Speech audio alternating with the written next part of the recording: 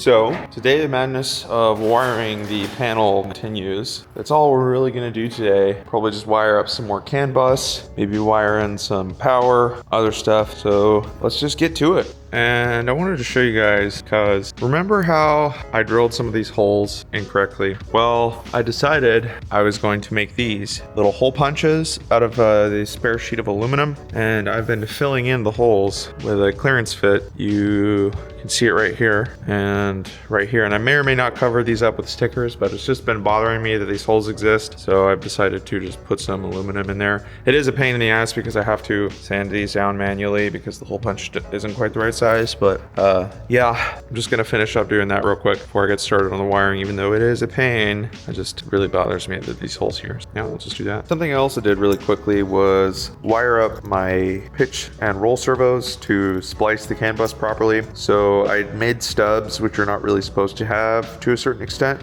So I just made those stubs a pre-made splice. So when I splice these in, I can just splice them directly to the CAN bus without having to do all this here. So these will just go independently on the CAN bus, and it'll be a little bit easier to splice them in, not so close to the thing. And I needed some extra length on these specifically anyways. So yeah, and now we're going to actually go inside the plane again and start doing more stuff. Something I wanted to show you guys. I know I haven't been really recording that much just because it's really tedious and boring work, but I took the 650 connector out again, and I'm actually going to wire up some an interconnect between the transponder, which is laying here, the connector for it, and I can send traffic data to the 650, which will then send traffic data over the CAN bus to the G3X. But to do that, I needed to wire up a connection between the transponder and the 650, which wasn't the case. The transponder is an NGT 9000. It's not actually a Garmin product, so I'll have to configure it once I get everything installed. But I'm just going to put that interconnect in real quick, finish wiring it up, ground it. I was able to reuse some old wiring, and yeah, we'll just do that, and then we're going to continue splicing some of the CAN buses. I'll show you guys the next CAN bus that I decide to splice, but I'm going to finish up this interconnect real quick. So turns out for my interconnect for the transponder, I don't have the right size pins. These Garmin pins are a little bit too big, so I'm gonna need to figure something out.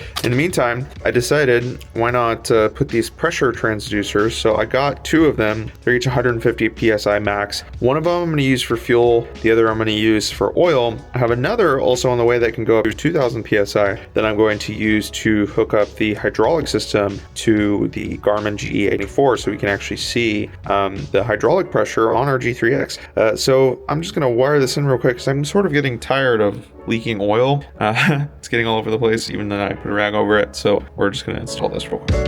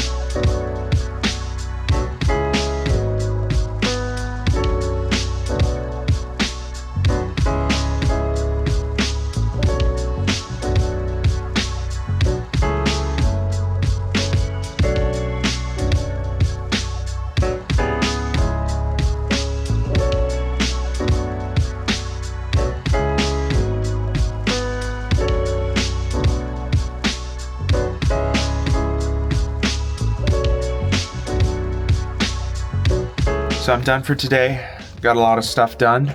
I got pretty much every single CAN bus wired up. Here's the one for the engine monitor. This is the one for the ADAHRS. I got everything in the radio rack wired up for CAN bus. The only thing really left to do is wire up an RS-232 from the engine monitoring to the G3X, and then finish the interlock for the transponder, have the screws for it laying over there, and once I do that, I'll pretty much be done. The only other thing I have to do is take the autopilot wiring and also splice those into the CAN bus, but as I showed you guys earlier, I already sort of extended those so I could very easily do it. So yeah.